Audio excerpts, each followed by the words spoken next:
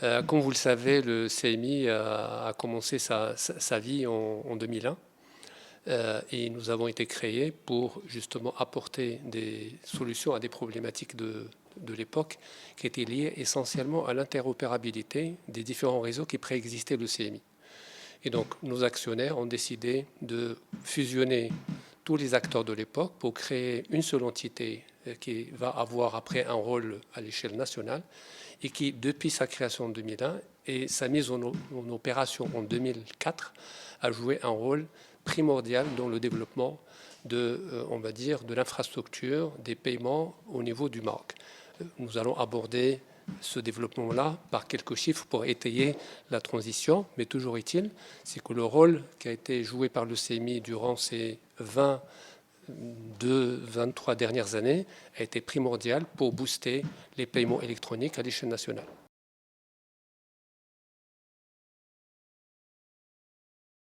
Alors, le bilan est très positif, même si, évidemment, l'année 2025 est pour nous une année charnière parce que c'est une année de transformation. Donc, il y a un avant et après 2025. Mais c'est une année qui a été, en tout cas, très positive en termes de bilan. L'année n'est pas terminée, mais toujours est-il que nos prévisions tablent sur une croissance de 13-14%. En termes on va dire, de ce qu'on appelle de volume, et en 15% en termes de transactions. Donc sur la partie, on va dire, activité monétique. Nous avons aussi une activité additionnelle qui s'appelle Faturati, que je présenterai aussi, mais l'activité monétique qui est objet de la transformation a connu une évolution autour de 13%, et je pense que nous allons terminer l'année aux alentours de 100 milliards en termes de flux. Alors, j'insiste toujours, quand je présente les chiffres du CMI, les 100 milliards, ce n'est pas l'argent du CMI, c'est l'argent des clients du CMI, des commerçants qui ont été opérés par le CMI.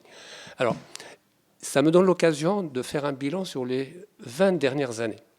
Quand le CMI a commencé, le chiffre, le volume qui était fait au Maroc était aux alentours de 3 milliards. Sur les 3 milliards, les 2 tiers étaient des étrangers qui venaient au Maroc, c'est-à-dire 2 milliards étaient faits par les étrangers qui venaient au Maroc et 1 milliard était fait par les Marocains. Nous allons terminer 2025, le CMI uniquement, je ne parle pas de la monétique nationale, uniquement la part du CMI, nous allons terminer aux alentours de 100 milliards. Donc ce qui veut dire que le CMI aura transformé tout seul, on va dire, l'activité de 3 à 100. Alors peut-être que les acteurs additionnels hors CMI vont ajouter quelques points, quelques milliards additionnels. Et je pense que le Maroc globalement terminera aux alentours de entre 107 et 110 milliards. Donc nous sommes dans une proportion de 1 à 33. D'accord? Mais l'histoire ne se termine pas là-dedans, puisque j'ai dit que le CMI a deux activités. On a une activité de paiement par carte électronique et nous avons aussi l'activité Faturati qui permet aux citoyens marocains de payer leurs factures, que ce soit d'eau, d'électricité, de téléphone, mais aussi les factures d'école. On peut aussi payer nos impôts avec. Donc la plateforme Faturati, à côté de la monétique, a vraiment transformé la vie des Marocains et des entreprises marocaines. Parce que pour le Marocain, on ne fait plus les files d'attente auxquelles des gens de mon âge étaient habitués.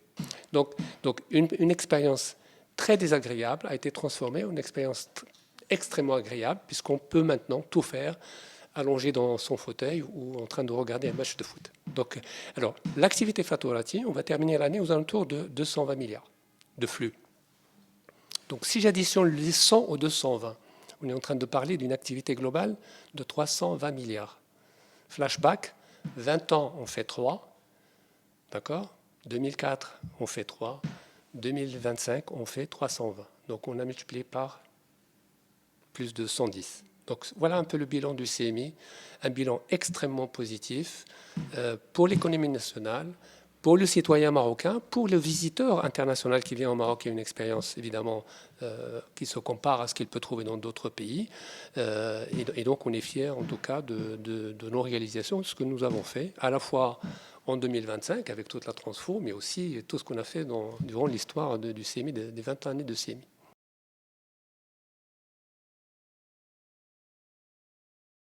Bah, si vous voulez, l'impact réglementaire le plus important est lié à, on va dire, au fait que le Conseil de la concurrence et la Banque centrale ont décidé que nous devons avoir un écosystème, on va dire, beaucoup plus ouvert.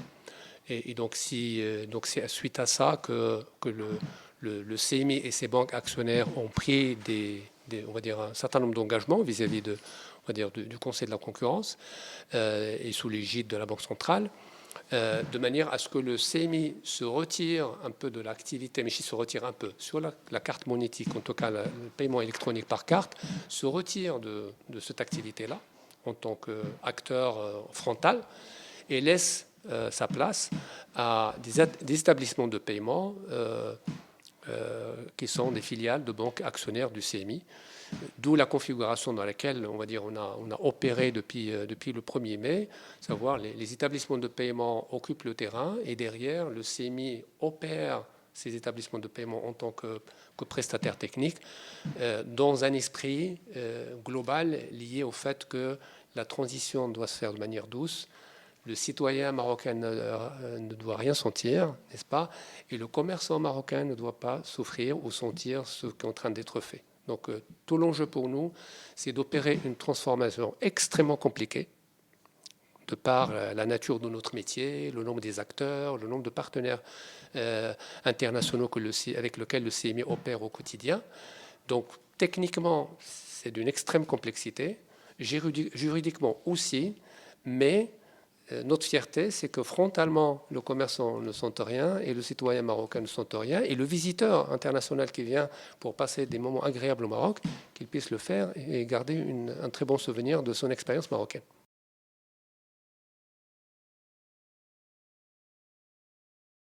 Donc, comme je viens de le dire, le positionnement de CMI était avant un acteur frontal. Donc, c'est le CMI qui va aller contracter, qui va aller chercher des clients, qui derrière va les opérer, vers un schéma où le CMI revient un peu sur la défensive, on va dire, pour parler discours foot, on va venir pour être plutôt pour assurer la défense et laisser les EDP, établissements, on va dire, nouveaux acteurs, filiales de banques actionnaires du CMI, ou pas d'ailleurs, faire tout l'aspect commercial. Conquête, voilà. Donc c'est un peu une sorte de spécialisation. Les uns vont s'occuper du marché et l'autre va s'occuper de la technique et de l'innovation. Donc c'est comme ça que la division de travail va se faire, en espérant qu'on fasse vivre cette configuration de cette manière. Mais en tout cas, cette division ce que j'ai appelé division de travail, si je peux utiliser un terme type économique, c'est beaucoup plus pour assurer une transition douce dans une activité qui est extrêmement complexe de par sa nature. Je ne perds pas de rappeler qu'on est sur une activité qui ne peut pas s'arrêter. 24 sur 24, 7 sur 7, 365 jours, qu'il pleuve, qu'il neige. Il faut absolument que notre activité soit toujours opérationnelle. Parce que quand vous allez dans un restaurant, le moment le plus critique pour vous, c'est au moment de paiement. Il faut absolument que ça marche. Ça dure une seconde, mais il faut que ça marche. D'accord? Quand vous êtes dans un hôtel, le moment le plus critique pour vous, c'est le check-out. Ça dure quelques minutes, mais il faut que ça marche. Et donc, nous avons beaucoup on va dire, de points critiques dans la vie des citoyens marocains. Et il faut qu'on accompagne ces moments critiques. Vous êtes un étudiant, vous voulez acheter un billet de train pour aller passer un concours. C'est une expérience anodine, mais pour la personne qui est en train d'acheter ce billet pour le concours, c'est toute sa vie qu'il a dedans. Il faut que la transaction se passe bien. Et on peut extrapoler ce genre d'expérience. Donc on est sur une activité qui ne peut pas s'arrêter, qui est hyper complexe de par sa nature, le nombre de partenaires avec lesquels on entretient des relations. Nous sommes connectés à toutes les banques, nous sommes connectés à tous les schèmes internationaux, Visa, Mastercard, American Express, Diners, JCB. Je dois m'arrêter sinon. Et malgré ça, il a fallu faire une transformation, on va dire, de type réglementaire, compliquée, complexe. Mais bon, on l'a planifié, on l'a opéré et on a pu on va dire, démarré les 7 établissements de paiement le 1er mai, comme prévu. Donc, en l'espace de 6 mois, on a pu on va dire, les opérer. Et donc, depuis le 1er mai, ces gens-là sont aujourd'hui opérationnels sur le marché, ils recrutent leurs propres clients. Et là, on arrive à la phase suivante, qui est la cession des contrats commerciaux du CMI à ces mêmes établissements de paiement, filiales de banques actionnaires du CMI.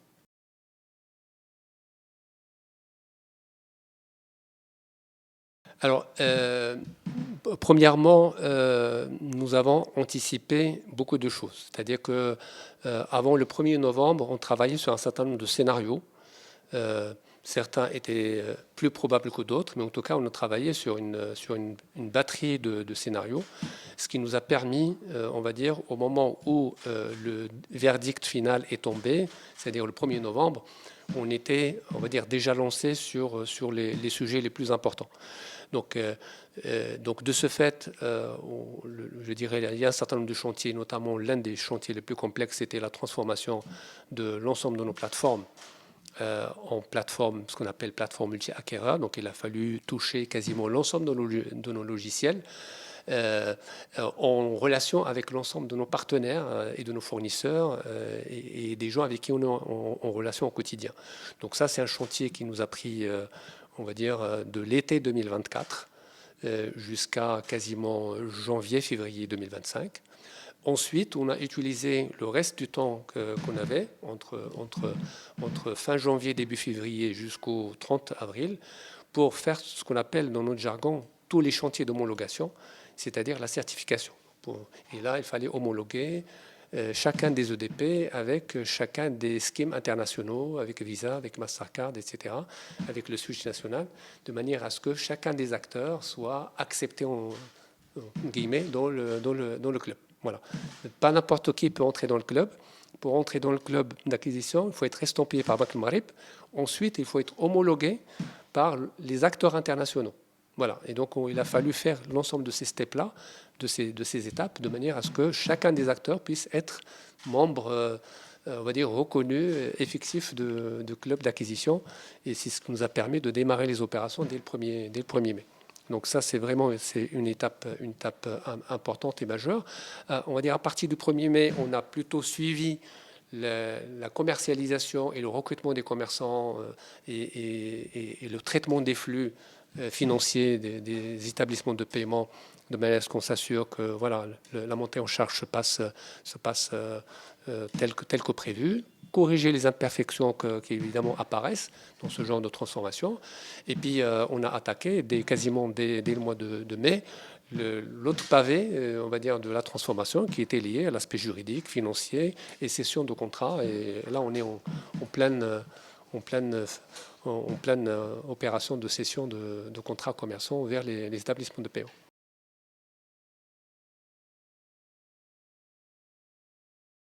On a tout fait, comme j'ai dit tout à l'heure, notre fierté, c'est d'avoir tout fait pour que la complexité que nous vivons nous, en interne ne soit pas vécue de la même façon par nos clients, sinon ça aurait été l'enfer. Moi, je dirais, je vais utiliser le langage des pilotes. C'est quand on est informé que la température extérieure est de moins 55, mais pour votre confort, nous maintenons la température à 22 degrés. Nous, c'est la même chose, c'est-à-dire que la température au sein du CMI dépasse parfois les 100 degrés, parce que c'est compliqué, parce que.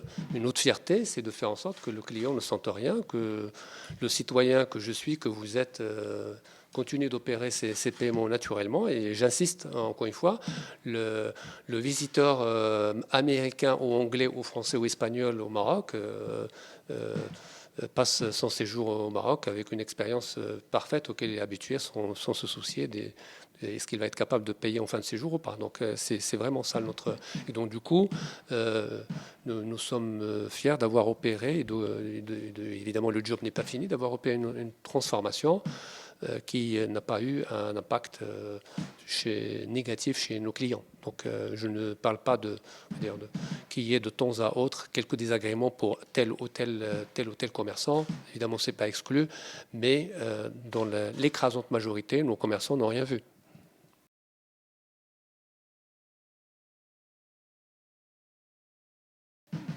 Si vous voulez, le CMI, de par son ADN, nous avons un rôle historique et nous sommes un acteur qui a 40 ans, puisque nous avons été, on va dire, nous avons bâti day one, dès le premier jour, sur un existant de 20 ans. Donc le CMI, quand il a été créé en 2001, il a repris l'activité de 4 réseaux, de 4 autres entreprises qui l'ont précédé et qui avaient 20 ans d'existence. Interbank, Wafa Monétique, etc., etc.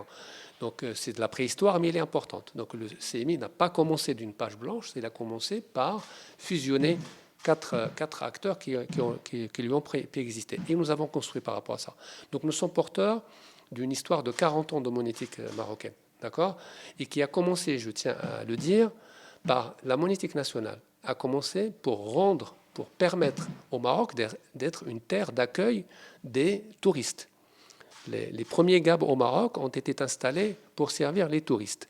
Et les premières machines d'acceptation de cartes étaient là pour permettre aux touristes de payer à la façon moderne, comme à Paris, Londres ou à New York. Et donc, au moment où le CMI a été créé, les 2 tiers des flux étaient des flux qui sont créés par les touristes. Évidemment, nous, ce qu'on a fait, on a tellement accéléré les choses que maintenant, 85% des transactions sont faites par les Marocains. Évidemment, les touristes continuent de jouer un rôle important, que ce soit en termes de nombre de transactions, mais aussi en termes de flux, puisqu'ils pèsent encore 1 tiers de flux, donc ce qui n'est pas non plus neutre, mais on a quand même inversé l'équation. Donc sur les 3 milliards de 2004, les 2 étaient faits par les étrangers et 1 par les Marocains. Sur les 100 de 2025, les 2 tiers sont faits par les Marocains et le 1 tiers est fait par les étrangers. Donc nous avons été un acteur majeur dans la monétique nationale et nous continuerons à l'être avec peut-être une casquette différente, une coloration différente, mais on continuera d'être un acteur majeur de l'infrastructure de paiement dans notre pays, porteur d'innovation, porteur de sécurité, porteur de confiance qui est faite dans cet écosystème et un enabler pour les autres. C'est-à-dire que tous les gens qui viendraient acheter leurs services chez nous, comme les 7 établissements de paiement, tout cela vont pouvoir bénéficier de cette expérience de CMI, de l'infrastructure de CMI et de toute l'innovation sur laquelle, évidemment, nous allons nous focaliser dès que nous aurons terminé ces chantiers de transformation de type, on va dire, réglementaire. Donc, à partir du 1er mai, nous avons commencé à opérer 7 établissements de paiement, filiales de banques actionnaires du CMI. Donc, nous avons démarré cet établissement de paiement de manière à leur permettre de commencer à opérer et surtout de commencer à recruter des clients. Donc, l'apport commun à la fois du CMI et de ces nouveaux acteurs est double. D'une part, le CMI aura pour vocation dans l'avenir de se focaliser sur la partie technologique en tant que prestataire de services et acteur de l'infrastructure de paiement pour ces établissements que je viens de citer. D'autre part, l'arrivée de ces nouveaux acteurs, qu'ils soient ceux que je viens de citer ou d'autres que la Banque centrale va, on va dire, autoriser, a comme objectif de dynamiser le secteur de paiement national au niveau acceptation, avec une offre enrichie, avec une compétition bien sûr, mais la compétition elle est porteuse d'innovation.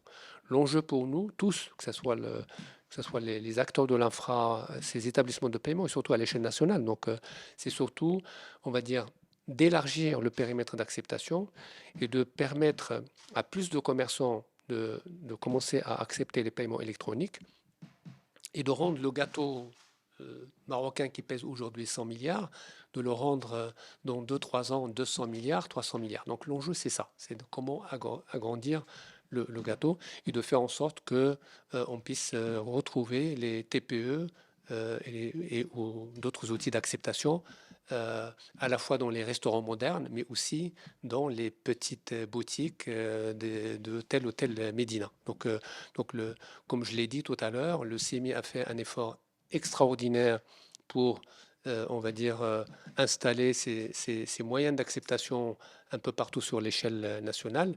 Nous avons équipé de grands acteurs économiques, de grands hôtels, de grands distributeurs, sans citer les marques, mais nous avons aussi équipé des petits clients. Nous avons équipé des gens à Casablanca comme des gens à Guersif, à Dakhla ou Guerguerat.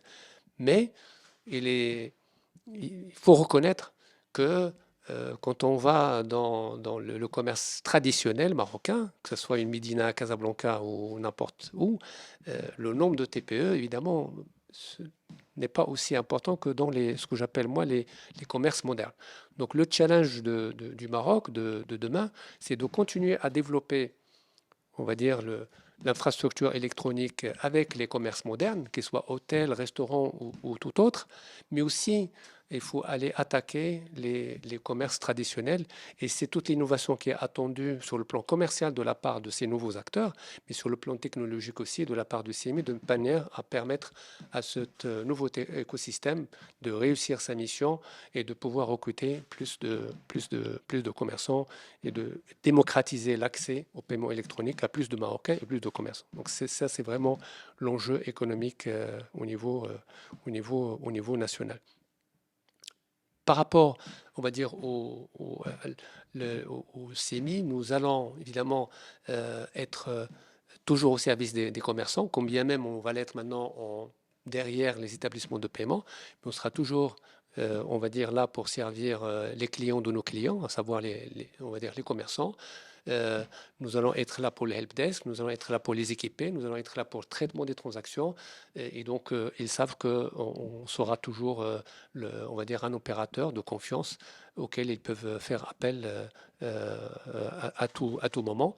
Et pour les établissements de paiement, ils savent aussi qu'ils ont un partenaire de confiance qui est porteur d'un savoir-faire de 40 ans et qui leur permet à eux, on va dire, de grimper les échelons beaucoup plus vite et d'arriver à maturité beaucoup plus vite que s'ils le font tout seuls. Donc voilà un peu la distribution des rôles telle qu'elle se présente, on va dire, sur les 6 mois, une année, 24 mois à venir, de manière à ce qu'on puisse, on va dire, assurer une transition euh, saine, dans la tranquillité et tout en étant évidemment porteuse de tout ce que les autorités de notre pays veulent, à savoir plus de compétition, plus on va dire d'innovation et un meilleur accès aux services d'acceptation de paiement électronique au niveau national.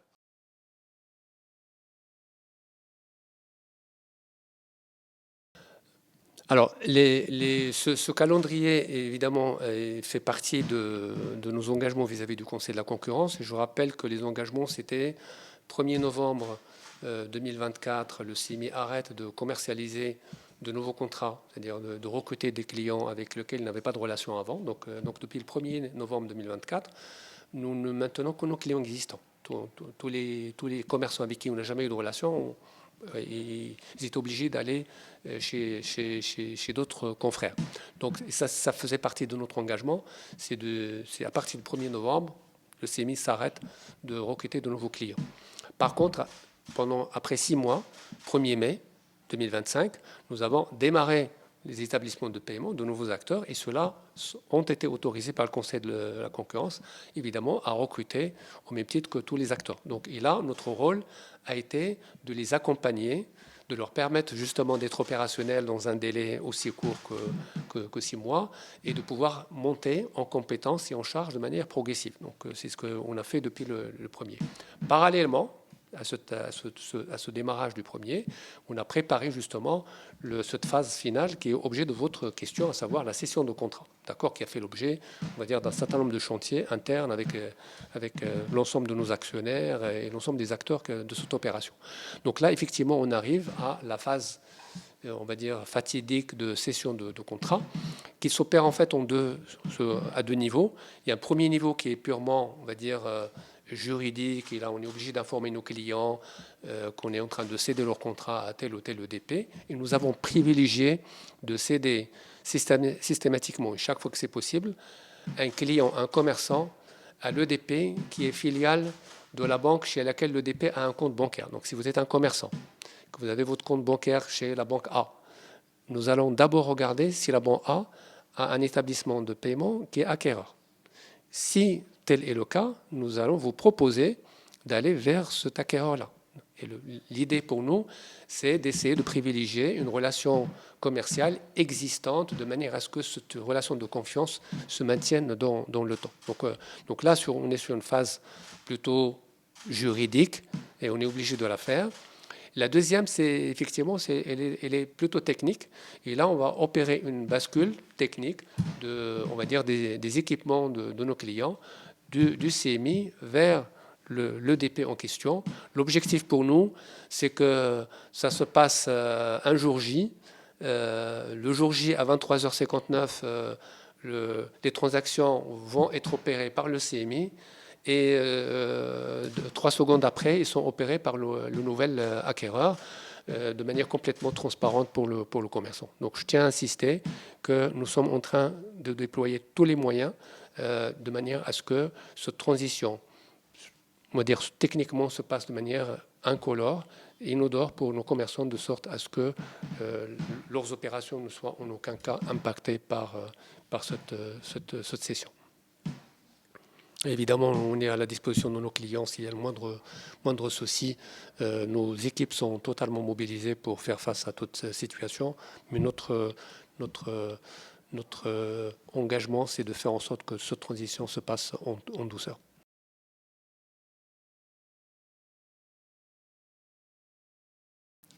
Très bien. Donc, en fait, sur les modalités pratiques, nous avons jusqu'au 31 janvier pour terminer l'ensemble de la session qui concerne on va dire les commerçants, et jusqu'au 30 avril pour terminer la session qui concerne on va dire, les administrations, avec lesquelles on a des contrats plutôt de type marché public, et donc ça nécessite un traitement différent. Mais avec l'ensemble de nos clients avec lesquels nous avons plutôt des contrats de type contrat privé, la date définitive de session, c'est le 31 janvier. Donc nous avons commencé par saisir nos clients. Donc dès le 1er décembre, on a saisi l'ensemble de nos clients. On les saisit par vague et nous continuerons, pour ceux qu'on n'a pas encore traités, on va dire de le faire progressivement pour les informer et leur dire que, messieurs, sur la base de la domiciliation bancaire, etc., nous vous informons que nous transférons votre contrat à tel établissement de paiement et nous souhaitons que vous nous fassiez un retour. Ce retour peut être soit oui, je suis d'accord, soit silence, ne dit rien, soit non, je ne suis pas d'accord du tout parce que. Donc voilà, c'est les trois retours possibles. Donc derrière nous, on va traiter tout ça et on va constituer ce qu'on appelle chez nous des lots définitifs de transfert où on va dire on finalisera le lot par établissement de paiement. Donc cette opération-là, je l'ai dit, l'opération d'informer les clients et d'avoir le retour se déroule entre le 1er et le 15 décembre. Donc au-delà du 15 décembre, on va plutôt se focaliser sur le reste de l'opération qui va être lié, on va dire, à la signature définitivement des contrats de cession avec les établissements de paiement. Et dès la signature, nous allons nous focaliser sur l'aspect technique qui est la bascule des clients vers les établissements de paiement. Donc le sujet se déroule, on va dire, en 3 étapes. Information du client, finalisation de la session avec les établissements de paiement et derrière l'exécution de cet acte de finalisation qui est la bascule des flux du CMI vers chacun des établissements de paiement. Encore une fois, avec un objectif de faire en sorte que, quand bien même un client a reçu un écrit qui n'a pas répondu, nous on fera en sorte que son business continue de tourner. Un client, on lui a écrit mais il n'a rien reçu, c'est pas grave, on fera en sorte que son business continuera de tourner. Le plus important, c'est que quand il encaisse 100 dirhams sur le TPE du CMI, ces 100 dirhams seront retrouvés dans son compte bancaire. Donc, indépendamment de l'ensemble de ce processus-là, qui est encore une fois un processus juridique, on est obligé de le dérouler de sorte à ce qu'on puisse finaliser la transformation qui nous a été demandée.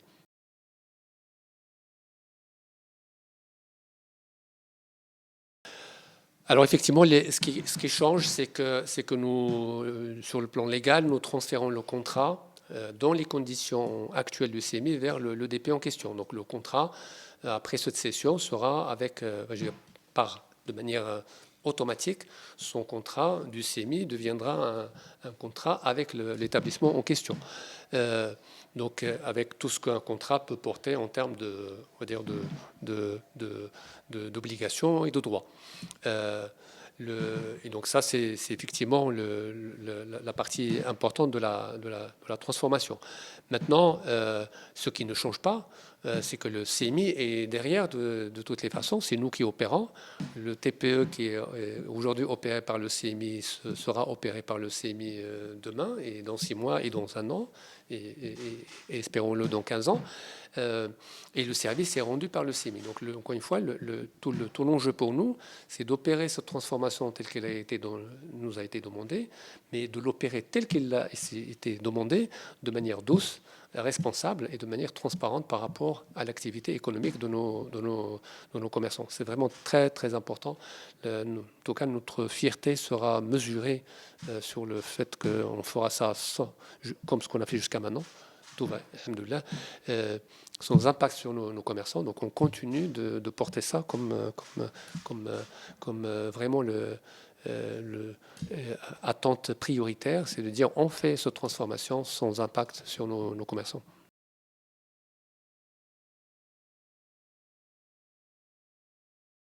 Alors sur l'année 2026, on va dire il y a une priorité qui ne va pas changer.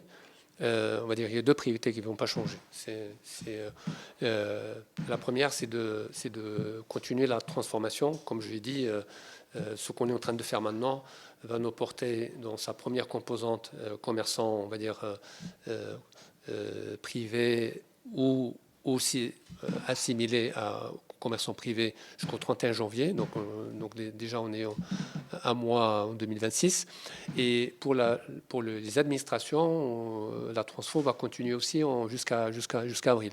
Donc en tout cas, jusqu'à la finalisation de cette transfo, c'est une composante importante de nos priorités quotidiennes. L'autre priorité qui, elle, ne change pas du tout, c'est notre activité always on, et savoir que je suis toujours actif, opérationnel, en sécurité, et j'assure l'activité de mes 60 000 clients. Donc celle-là ne change pas.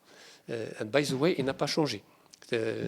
Donc malgré la transformation, nous avons dû gérer à la fois la nécessité d'être opérationnel au quotidien, la nécessité de faire face aux demandes de Visa, de Mastercard et de toutes les améliorations qu'on doit faire de manière régulière, la nécessité d'upgrader l'ensemble de notre infrastructure et de nos technologies, parce que je ne l'ai pas souligné jusqu'à maintenant, mais je tiens quand même à souligner que le CMI, indépendamment de cette demande réglementaire, est une entreprise qui est hyper ambitieuse et nous avons mobilisé un investissement colossal pour mettre à niveau l'ensemble de nos technologies, que ce soit de l'infrastructure, que ce soit les logiciels, parce qu'on a l'ambition de jouer un rôle très important aujourd'hui, demain et après-demain.